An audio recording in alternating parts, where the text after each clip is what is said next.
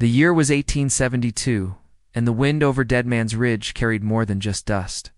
It carried stories, some true, most tall. But one tale from that year would become legend. Bodie Harper wasn't a name many folks respected.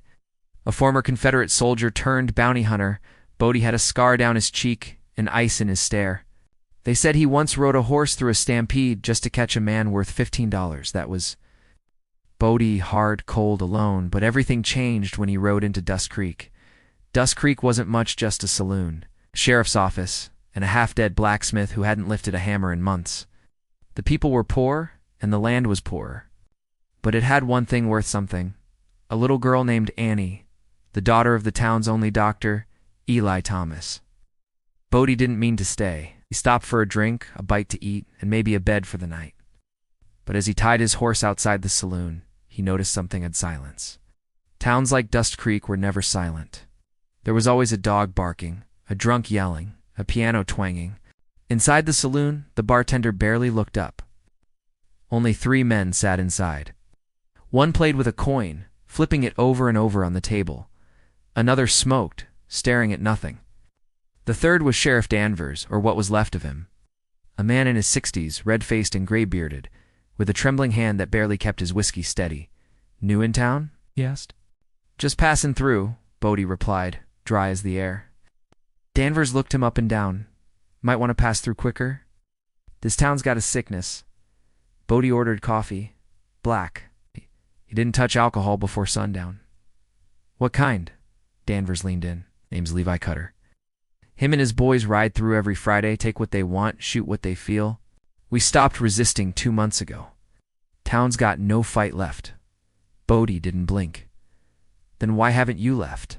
The sheriff chuckled bitterly. "Some of us got roots. Some got kids." Bodie sipped his coffee. "When's Friday?"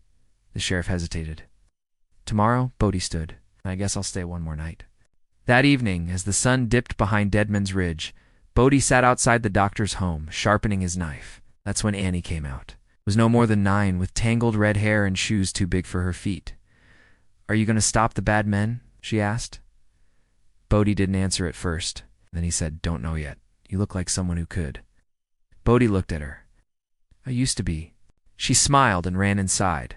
Something in Bodie's chest moved, something he hadn't felt since before the war. Morning came like a warning. The sky was too clear, too calm. At high noon, the sound of hooves broke the stillness. Levi Cutter and 5 men came riding through town like it belonged to them. It dismounted outside the saloon. Bodie stood in the middle of the street, arms loose, coat open. Levi Cutter was bigger than the stories.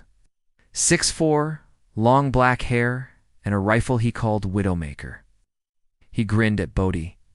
"Don't think I've seen you before," Bodie spat. "Won't matter. You won't see me again." The town held its breath. Cutter laughed.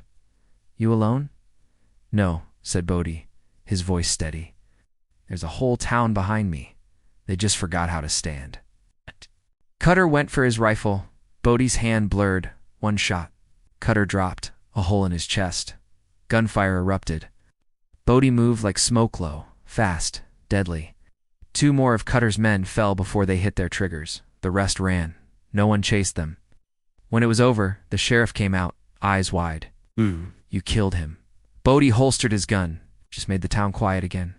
By sunset, people came out. For the first time in months, the piano played. Annie gave Bodie a flower, which he tucked behind his saddle horn. He didn't stay. By dawn, he was gone. But the legend of Bodie Harper lived on in Dust Creek, and every Friday after that, folks told their children the story of the man who came, stayed one night, and gave a dying town its soul back.